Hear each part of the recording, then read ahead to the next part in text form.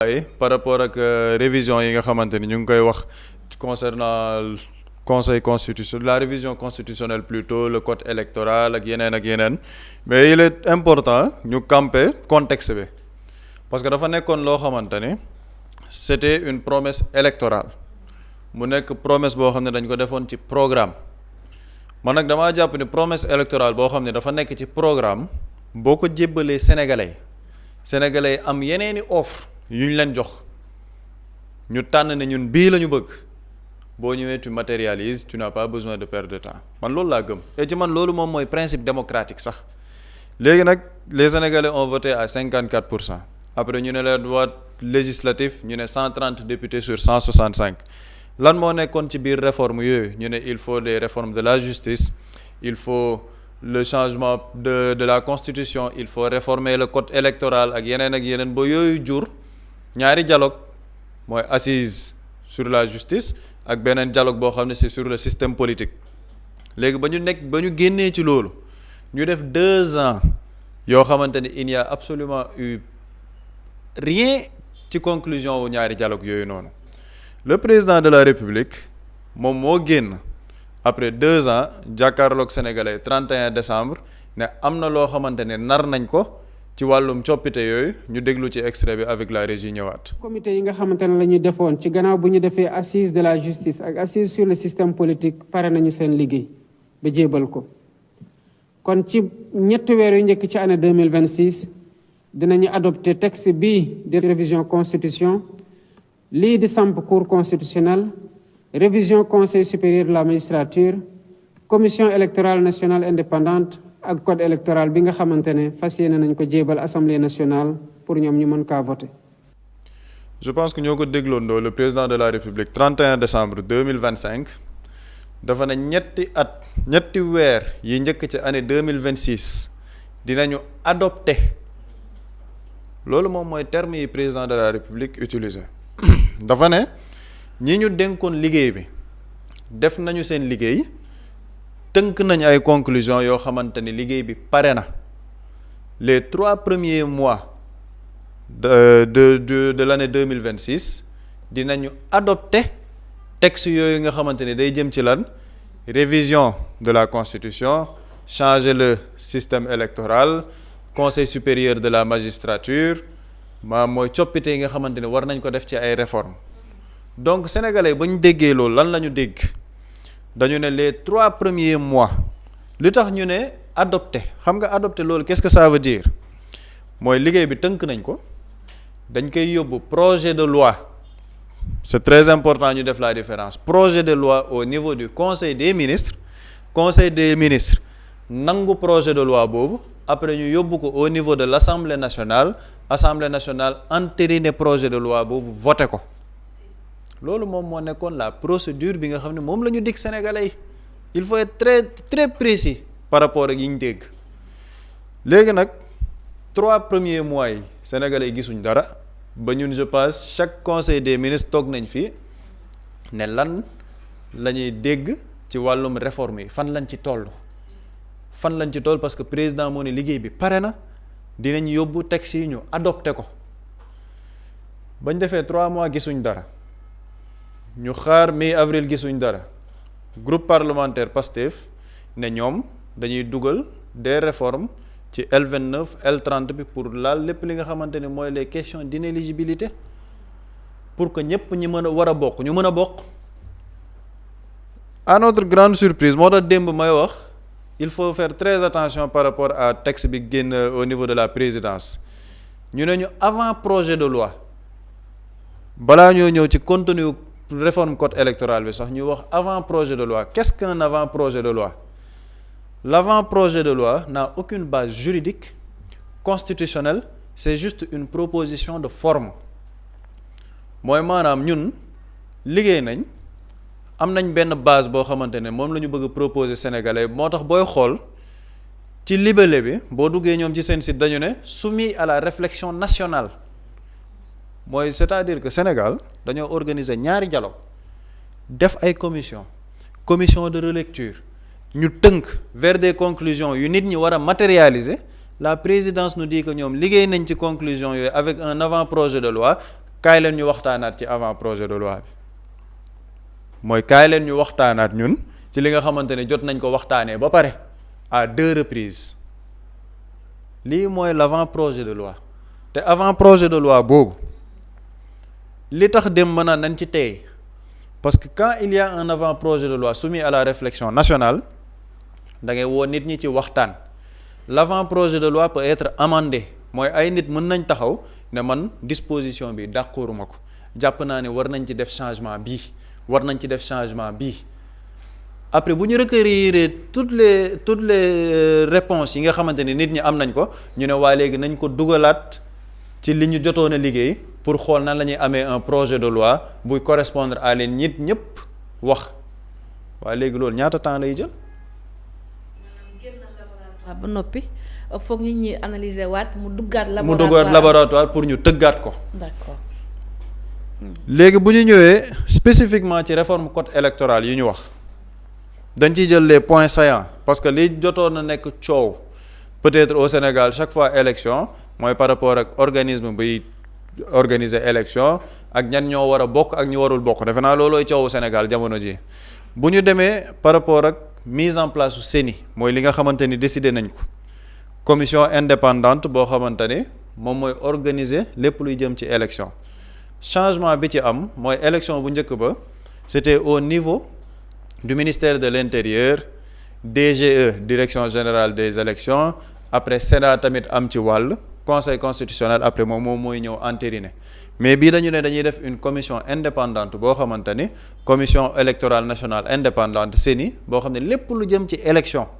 ñoom ñoo ciy àddu te loolu nag c'était le fruit d'un consensus ñu mën leen ko nangul parce que ba ñu demee dialogue bi ñëpp dañoo def un consensus ne CENI war nañ ko mën a mettre en place te par rapport ak CENI boobu bu ñu xoolee les dispositions dañu ne il est créé une autorité administrative indépendante chargée des missions électorales dénommée commission électorale nationale indépendante en abrégé CENI maanaam lépp lu jëm ci élection ñoom ñoo ciy àddu ñu ne la CENI est dotée de la personnalité juridique ainsi que de l'autonomie financière et de gestion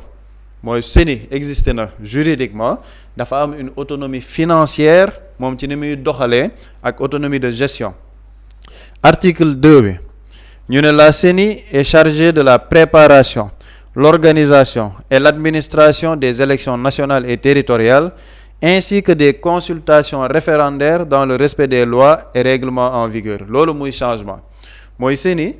lépp lu jëm ci élection nationale et territoriale mooy lépp lu jëm élection présidentielle législative élection locale CENI ñoom ñooy gérer la préparation ñoom ñooy gérer l'organisation ak administration élection yooyu donc li nga xamante ne mooy cër bi ñu joxoon ministère de l'intérieur ak li ñu joxoon direction générale des élections CENI bii moom moo koy def ñu ne à ce titre il est notamment chargé de procéder à la planification à l'acquisition et au déploiement de la logistique électorale xam nga loolu direction générale des élections moo ko doon def bu njëkk ba mooy planification acquisition ak déploiement logistique électorale mooy tey jii les bulletins de vote yi nga xamante ne war nañ ko yóbbu sur le plan territorial national loolu yëpp léegi CENI moom moo koy jël en charge procéder à toutes les révisions sur les listes électorales et à l'établissement des listes électorales révision liste électorale ñëpp xam nañ ni c'était engagé par le ministère de l'intérieur moo tax ñu naan saa yu ñuy dem élection il faut une révision des listes électorales léegi lépp lu jëm di révision liste électorale tamit CENI moom moo koy jël en charge moo tax ñu naan c'est une cellule boo xamante ni indépendante par rapport à l'organisation nationale des élections ñu ne moom mooy organiser les modalités de collecte et de contrôle du parrainage foofu changement am na parce que bu ñuy xool parrainage bu njëkk ba gars yi dañ leen di distribuer seeni fiche bu ñu utijee parrainage ba pare dañuy dem au niveau du conseil constitutionnel pour ñu mën a càmbar lépp lu jëm ci parrainage léegi CENI moom mooy jël en charge loolu noonu yëpp fixer le montant de la caution aux différentes élections montant caution CENI moom moo koy jël en charge garantir l'organisation et le suivi de la distribution des cartes d'informations électorales CENI moom moo koy jël en charge ak yeneen yi nga xamante ni CENI ba léegi coppite yooyu ñoom ñoo koy jël en charge par rapport à l'organisation des élections ci composition maanaam la composition wu CENI dañu ne c'est composé de la présidence de l'assemblée des membres et de l'administration électorale ñoom ñooy composé CENI boobu li ma ci intéressé man mooy par rapport ak li nga xamante ne mooy comment sont nommés les membres boo demee ci article L4 bi ñu ne l'Assemblée de la CENI est composée de 12 membres nommés par décret pour un mandat de 6 ans non renouvelable mooy les membres de l'Assemblée des membres CENI président de la République moo leen di nommé par décret maanaam commission nationale indépendante électorale boobu les membres yi fay siéger c'est le président de la République moom moo leen di nommé par décret donc président moom mooy càmbar ñi fay dugg nommé leen ñoom par décret loolu nag man ça pose certaines questions parce que bu fekkoon ne dañoo bëggoon génne une mainmise de l'exécutif par l'organisation des élections à travers le ministère de l'Intérieur si les gens de cette CENI-là sont nommés par décret par le président de la République man gisuma changement bu rëy bu ci am parce que c'est le même procédé man li ma jàpp ci la ñu ñëw après les fonctions de président et de vice-président de l'Assemblée des membres sont respectivement exercées par le président et le vice-président de la CENI nommés par décret donc boo xoolee par rapport ak CENI boobu noonu ñuy tudd coppite yi ñu ci mën a jàpp mooy li nga xamante ni ñoom ñooy organiser élection yi avant il y avait le ministère de l'Intérieur moom direction générale des élections mais léegi il y a un organe indépendant buy saytu lépp lu jëm ci élection te loolu c'était le fruit d'un consensus boobu consensus amoon na léegi ñu ñëw nag ci beneen bi nga xamante ni moom moo intéressé nit ñu bëri mooy par rapport ak ñan ñoo mën a nekk candidat mooy l'éligibilité ak ñan ñoo mën a nekk électeur foofu par rapport ak réforme bi sur le code électoral mooy avant projet de loi bi ñoom la ñu proposé dañu ne article L28 sont électeurs les Sénégalais âgés de 18 ans accomplis jouissant de leurs droits civils et politiques et n'étant dans aucun cas d'incapacité prévu par la loi mooy Sénégalais bu am 18 ans boo xamante ne am nga tu jouis de tous tes droits civils et politiques amoo benn cas incapacité boo xam ne prévoir nañ ko ci loi bi yow tu es électeur ñu ne les Sénégalais en détention non déchus de leurs droits civiques loolu mu nekk changement bu bees mooy Sénégalais yi nekk prison te ñoom ñu ngi bénéficier ba léegi ci seeni droits civils et politiques mën nañu voter léegi donc les détenus ñi nga xamante ne ba léegi ñu ngi am seeni droits civils et politiques mën nañu voter ñu ne les citoyens sénégalais par naturalisation qui ont acquis la nationalité sénégalaise par mariage sauf opposition du gouvernement par décret loolu du loo xamante ne lu bees la article L29 bi les membres des corps militaires et paramilitaires de même que les personnes en détention qui ne sont pas déchues de leurs droits civiques ne votent pas aux élections territoriales loolu tamit mënuñ ci jàpp dara léegi nag bu ñu ñëwee ci chapitre 3 bi les listes électorales article L30 bi ñu ne nul ne peut refuser l'inscription sur les listes électorales à un citoyen sénégalais jouissant de ses droits civils et politiques comme ni ñu ko waxee ci kaw à un citoyen sénégalais par naturalisation après la date d'acquisition de la loi de la nationalité sénégalaise mooy ñi nga xamante ne am nañ nationalité sénégalaise ñu jox leen ko mooy naturalisation bi léegi nag dernier point bi moo ci intéressant mooy aux personnes qui frappées d'incapacité électorale à la suite d'une condamnation bénéficient de la réhabilitation ou font l'objet d'une mesure d'amnistie ñu ne ñooñu kenn mënu leen tere ñu bokk kenn mënul tere nga bokk benn nit boo xamante ne dañ ko condamné woon ñu prononcer son incapacité électorale après il a bénéficié moom de sa réhabilitation boo xamante ni loi d'amnistie bokk na ci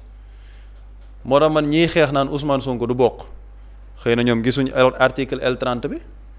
parce que article L30 bii nii ci man juridiquement Ousmane Sonko dugg na ci parce qu'il avait une condamnation boo xamante ne dañ ko déchoir de ses droits civils et politiques mooy diffamation boobu bañ ne ci la ñu ne il est inéligible mais Ousmane Sonko pourquoi actuellement il est éligible parce qu'il bénéficie de la loi d'amnistie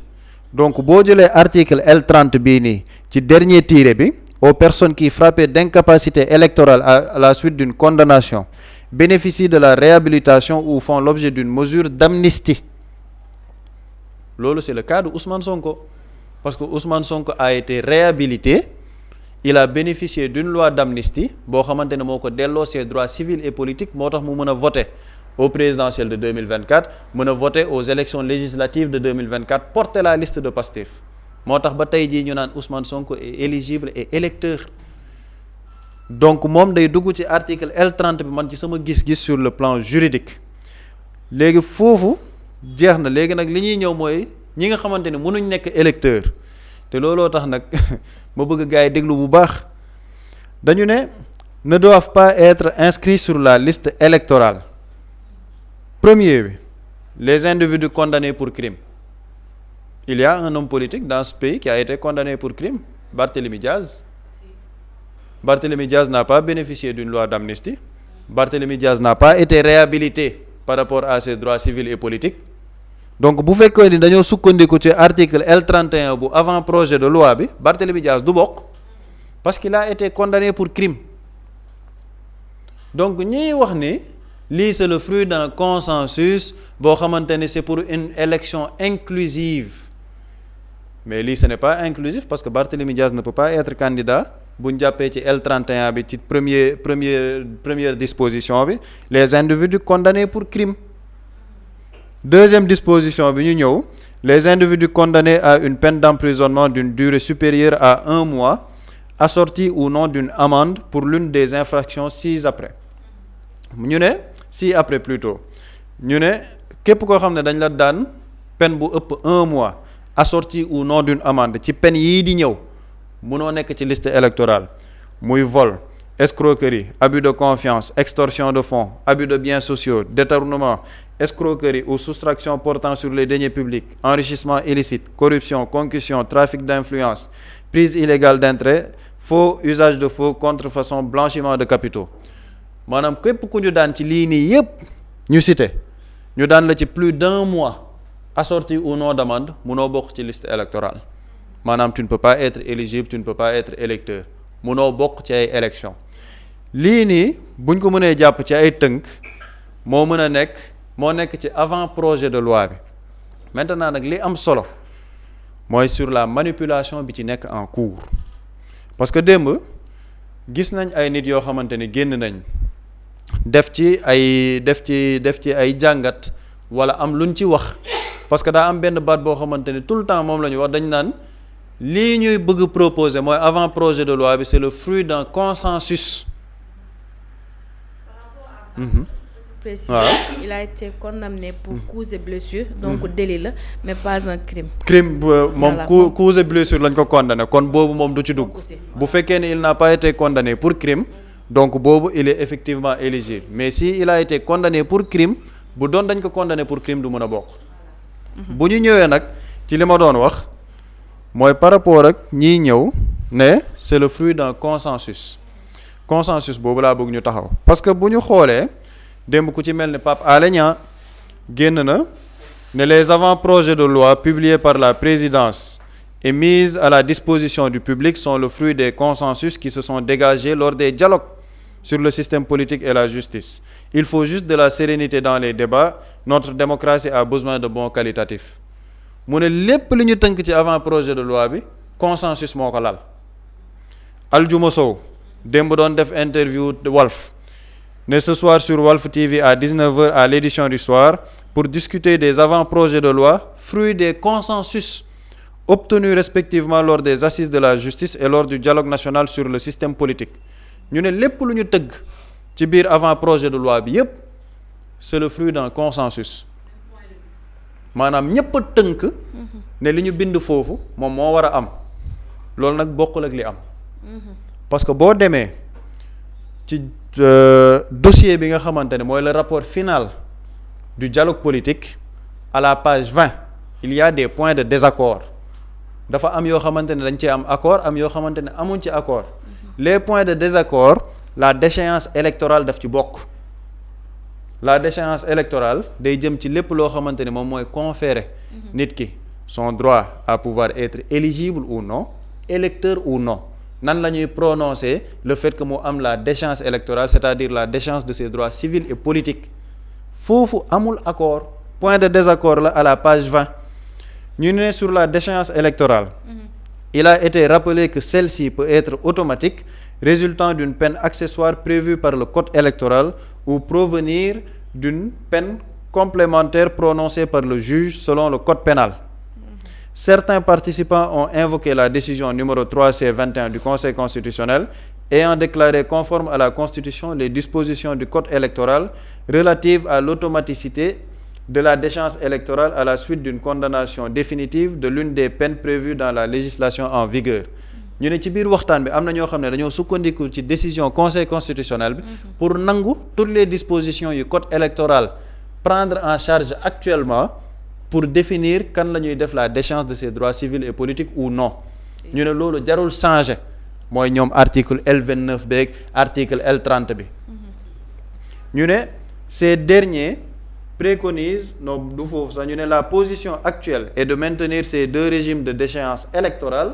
sous-tendus par des divergences de vues sur cette problématique essentiellement juridique. ñu ne la position actuelle est de maintenir ces deux régimes de déchéance électorale sous-tendus par des divergences de vues sur cette problématique essentiellement juridique. Quand il y a divergence, mooy il n'y a pas eu accord. Sur le plan de la déchéance électorale, au niveau du dialogue, il n'y a pas eu d'accord. kon amul consensus. Consensus amul ci wàllu boobu. D'accord. Il n'y a pas eu de consensus. C'est vérifiable à la page 20 ci réforme dialogue politique bi et à la page 56 ñi am temps dem gëstu ko mën nañ ko dem gëstu il n'y a pas eu d'accord. Recommandation moo am. Recommandation dañ ne nañ def une révision de toutes les dispositions du code électoral yoo xamante ni laaj na ko. waa léegi ci loolu nag moom moo indi Pastef dugal une proposition de loi par rapport ak article L29 L30 bi proposition de loi boo xamante ni dañ ne il faut une purification de yenn condamnation yi ba ñëpp mën a bokk.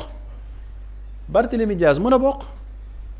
comme cause et blessure lañ ko daan et non pour crime mais Barthélémy Diaz dafa war a bokk parce que en l'état actuel de L29 L30 bu ñu jàppee L29 L30 bi kese Barthélémy Diaz mënul bokk Cheikh Omar Diagne mënul bokk waa ñu ne léegi na ñëpp bokk ce qui n'est pas une loi pour Ousmane Sonko parce que wax naa ko léegi Ousmane Sonko n'est pas frappé de l'inéligibilité il est éligible conformément à la loi d'amnistie loolu moom mooy li nga xamante ne loolu la Pastef dugal maintenant nag discussion yi mu ngi ci par rapport ak ñi naan nañ dindi avant projet de loi bi nañ dindi proposition de loi bi pour xaar avant projet de loi bi nga xam ne exécutif def na ko. L'Assemblée nationale c'est le pouvoir législatif un pouvoir indépendant dépositaire de la voix du peuple dañoo dem ci peuple bi ne leen boo leen ñu falee programme bii lañ leen di jox programme bii la ñuy tëral programme bii la ñuy dérouler mais ñoom ils sont dans leur agenda législatif. L'Assemblée n'est pas tenue d'attendre l'exécutif par rapport à la matérialisation d'une loi looloo tax juridiquement ñu ne il y a la possibilité d'un projet de loi bu jógee ci exécutif d'une proposition de loi bu jógee ci le pouvoir législatif. J'aurais pu comprendre ñu ne na Assemblée surseoir à sa demande parce que le projet de loi est déjà adopté au niveau du Conseil des ministres foofu d'accord doon naa d'accord parce que effectivement mën na gaaw mais si c'est un avant-projet de loi boo xam ne dañ ci war a waxtaanaat xam nga fan la ñuy dugal sénégalais délai de forclusion par rapport à quoi il y a une loi de la CEDEAO bu ne à 6 mois d'élection nationale on ne peut pas faire des réformes substantielles sur le code électoral on va vers des élections locales en 2027 6 mois avant les élections ñu ngi dugg ci biir mois de juillet bi ñu ne la tey jii proposé nañ avant projet de loi on est ñan léegi début mai entre mai juin juillet est-ce que les gens ont le temps ne dañuy càmbar avant projet de loi bi ku nekk indi ay amendement am ñu ne waa nañ defaat comité de lecture bi nañ toogaat xool amendement yi ñëw ñu tàggataat ko léegi après bu ñu duggee ci juillet nga xamante ni délai bi jeex na xam nga lan lay indi on ne pourra pas faire de révision du code électoral. Il y a des gens qui jouent avec le timing. Absolument. Et que le code électoral à l'état actuel moom la ñuy demee. te bu ñu demee en l'état actuel avec le code électoral bi fi nekk muy L29 L30 bi Barthélémy Diaz du mun a bokk am na ay nit yoo xam ne du ñu mën a dem élection locale avec le code électoral actuellement léegi nag est-ce que dañuy toog di seetaan sénégalais yi ñu financer maanaam ñu utiliser xaalis sénégalais organiser ñaari dialogue yooyu ñu def comité ad hoc def comité de relecture ñu tënk ay affaires ñu ne yow matérialiser la réforme yi nga proposer sénégalais un avant projet de loi soumis à leur relecture nationale pour que ñu waxtaanaat ci li nga xamante ni jotoon nañ ko waxtaanee il y a 2 ans maanaam réew mi moom dañuy waxtaan rek duñu mës a matérialiser dialogue gu dul jeex lii de la ñu proposé sénégalais moo tax démb ma doon wax nañ ci tey nañ ci def attention parce que ci man il y a une volonté de vouloir jouer avec le temps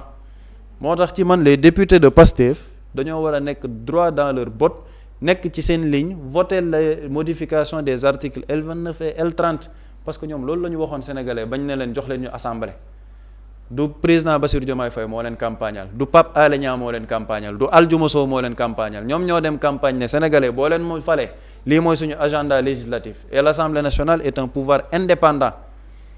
qui ne doit pas dépendre du calendrier de l'exécutif bu exécutif bi tardé Assemblée nationale am na prérogative dem ak son propre agenda dans les règles des textes et des lois en vigueur yi nekk ci biir réew mi donc foofu man je pense que leeral yooyu laa ci bëggoon indi pour montrer qu'effectivement li nit ñi di wax par rapport au consensus il n'y a pas eu de consensus sur ces questions et deuxième chose il y a une volonté de jouer avec le temps te loolu nag du li sénégalais yi doon xaar les sénégalais ont voté pour un programme à 2 reprises majoritairement da ngay ñëw nga appliquer programme boobu on ne peut pas être dans un dialogue interminable avec des gens qui ne veulent pas de ton programme yow programme boobu bu fekkoon ne moom rek ñoom ak ñoom rek doo ci mës a egg yaa ngi kaso ce ne sont pas les urgences des Sénégalais actuellement di def ay dialogue yu dul jeex moo tax nga gis waa FDR ne duñ dem ci rencontre bi Bamba Cissé woote am société civile tappalekat bi naan waaw lii duñ on n'acceptera pas le forcing xam naa ne loolu sax après dinañ ci ñëw société civile bi xam naa ne après dinañ ci ñëw gars yi ne loolu sama front la mais leeral yi laa bëggoon def par rapport ak code électoral bi pour que sénégalais xam réellement lan moo nekk ci biir. surtout ça jërëjëf Pape Samba ci leeral yi am na solo lool bu dee par rapport ak li nga xamante ni moo di réforme code électoral ci li nga xamante ni bu ñu sukkandikoo li ko Pape Samba liire kon réforme bi nga xamante ni waa Assemblée nationale bëgg nañ ko c'est dans l'avantage de tout le monde donc pourquoi certains s'y opposent tamit c'est une question. dafa bëri ay raison li tax bu bëri raison mooy tey ñenn ñi campagne bi ñuy mëne ne ok loi bi dañ ko bëgg a yóbbu pour une personne loolu ce n'est pas vrai c'est-à-dire que avec ce code électoral avec les conditions yi ñuy établir avec la loi d'amnistie Ousmane Sonko est éligible donc loi bi du pour moom loi bi au contraire bu ñu ko voté dafa am ñeneen ñu muy avantagé les raisons nag pourquoi ñu bañ personne mënu ko comprendre bu ñu xoolee dans l'opposition maintenant lenn dafa am loi bi ñu ngi koy càmbar waxtu yi à l'Assemblée nationale problème bi mooy pour man c'est une question de confiance là je parle de l'opposition qui sont toujours dans leur logique mooy woy Ousmane Sonko du bokk ñoom ñi ngi dans leur logique bu ma jëlee au sein du pouvoir démb dama gis am ñu ne la majorité parlementaire Pastef nañu vraiment surseoir li nga xamante ne nii mooy li nga xam ni mooy la ñu namm def assemblée nationale pour respecter li nga xamante nii mooy am na benn terme bu ñu utiliser xaw ma lan républicaine mais dama koy wax souvent république ou bien des institutions ay nit ñoo koy incarner et ce qui lie la relation de confiance entre les populations ak les gouvernants kaddu la. et bu ma ñëwee sax ci les institutions balaa ma ñëw ci kaddu parce que kaddu dafa am solo l'Assemblée nationale institution la bu indépendante certes dina am benn relation boo xamante ne nii dafay accès wu ci li nga xam ni mooy des relations cordiales entre les institutions pour que la ñuy namm ñu mën ko établir vraiment de manière saine mais c'est une organe y a le pouvoir législatif y a le pouvoir exécutif. L'Assemblée est libre mais dama ñëw ci la relation de confiance il faut le dire tey waa Pastef fii tey la majorité parlementaire je parle pas de leur militants sympathisants sénégalais ñoo leen tànn tey bu ñu nekkee di bayal ñan la ñuy porter préjudice les sénégalais yi leen ne yéen a ñëw dégg ñu ne bu ngeen ñu falee dañuy accélérer les dossiers yóbbu assemblée nationale ñu voté bu ñu jëlee beneen décision autre que tey li ñu nekk di mëne dañuy trahir li nga xam ne mooy les sénégalais yi leen votel du seeni militants ak sympathisants les sénégalais yi leen votel jox leen la majorité. pourquoi dama junj ne man sama analyse dama koy accès ci ñetti mbir muy la relation de confiance la campagne de l'heure maanaam naxaate ak la question du timing su ma ñëwee la relation de confiance il faut savoir qu'il y a plus de relation de confiance entre la majorité bi nekk assemblée nationale yi nga xam ni sénégalais ñoo leen porté, c'est-à-dire que y a pas de relation de confiance entre le président et les populations pour une raison muy kàddu président dafa ne les 3 premiers mois de 2026 la ñuy adopté Pape Samba a bien fait de faire revenir l'extrait adopté bu ma déggee adoption mën nga jàpp ni conseil des ministres lañ koy adopté wala ma jàpp beneen adoption ñu ne yóbbu ko nañ ko assemblée nationale ñu adopté fa loi ba l'assemblée nationale a adopté la loi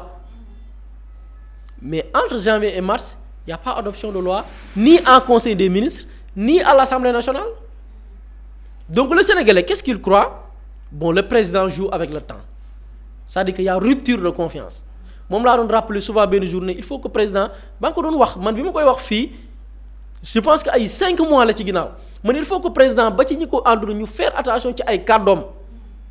mooy jour bi ñuy wax bi mu démissionné Pastef pour des raisons être au-dessus de la mêlée dem quelque temps après muy créer coalition bu ñu demee ba désacraliser li nga xamante ni nii mooy la parole du président y a rupture de confiance actuellement loolu lañu nekk y a rupture de confiance il faut oser le dire y a rupture de confiance entre kàddu président ak ñi mu jiite mais pire encore au sein je parle de coalition au sein même de la coalition du président kenn ci gi nga xam ne ci kàngamu coalition bi lañ ko jàppee Mimi Touré et consort muy maître Abdoulaye Tine mu dem sur la Sen TV ne ñu ne leen ana loi bi réformer mbir yi loi yi ngeen diggee woon mu ne loi ya bind nañ ko pare nañ ko ba yóbbu ko assemblée nationale ba jox ko le président de la commission des lois muy maître Abdoulaye Tall maître Abdoulaye Tine moo wax loolu de dans une émission mu jëbal ko ndekete du dëgg waxul dëgg maître Abdoulaye Tall bi mu defee émission ba pare ci la def post sur sa page Facebook ne li maître Abdoulaye Tine wax du dëgg man maay président de la commission des lois jotuma projet de loi bu tukkee ci président jotuñ dara lu ñu examiner du dëgg démb ak lettre ak bataaxal bi présidence génnee cela veut dire que maître Abdoulaye Tall li mu doon wax du dëgg maître Abdoulaye Tine nañ ma baal li mu doon wax ndekk du dëgg waa ju ñoo yóbbu mbir ma sax assemblée nationale avant projet de loi sax la ñu wax far nañ ko publier sur une plateforme nit ñi ci c'est-à-dire que y a rupture de confiance léegi rupture de confiance bu amee lan la l'autre camp va croire que ñii dañuy jouer ak ñun et Pape Samba dafa souligner y a les délais entre possibilités yi ñu am pour modifier li nga xamante ni nii mooy la loi bu ñeel code électoral bi mais aussi la ca charte ya wax muy balaa élection ak délai bi ñu leen mooy muy 6 mois ngir modifier li code bi bu délai boobu weesoo mënatoo leen ko modifier wala bu ngeen ko modifier lan mooy am buñ ko modifier ci délai bi nga xam ne moom la ñu prévoir lan mooy am dañuy am prétexte pour aj élection locale yi tey kan moo nekk dans une position défavorable pour dem élection locale c'est la coalition Diomaye Président coalition Diomaye Président boo doon dem pare nii ne est-ce que pare nañ pour dem élection locale parewuñ la coalition n'est pas encore prête parce que c'est une coalition en restructuration donc ñooñu élection 2027 pareeguñ léegi bu fekkee dañuy yéexal révision yi ba ñu yegg ci benn délai boo xamante ni nii mënatuñ fi organiser élection locale wala mënatuñoo modifier li nga xam ne mooy code électoral wala buñ ko forcer modifier ko élection yi dañ koy aj kan lay arranger coalition Diomaye Président lay arranger donc loolu l'autre camp da ciy bàyyi xel léegi est-ce qu'on peut se permettre pour des calculs politiques ñu jël ab loi di Pape Samba wax na ko sur les désaccords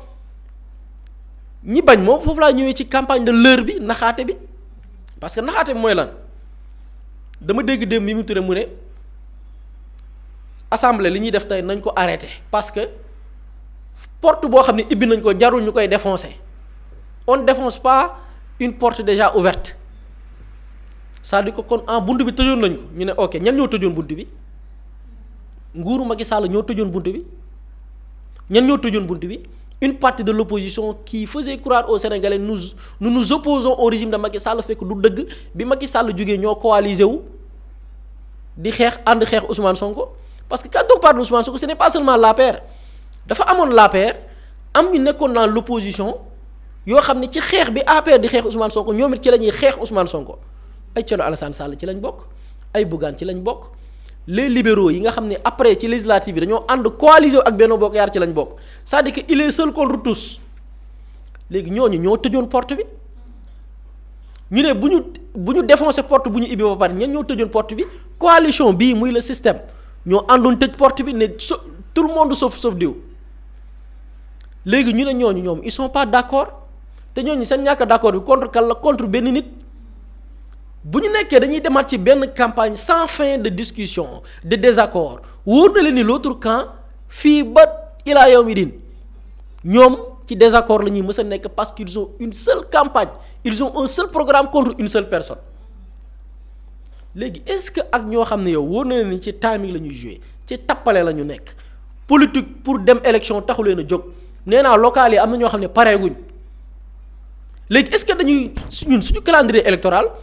dañ koy jël wékk ko di sóoraale ñoo xam ne pareeguñ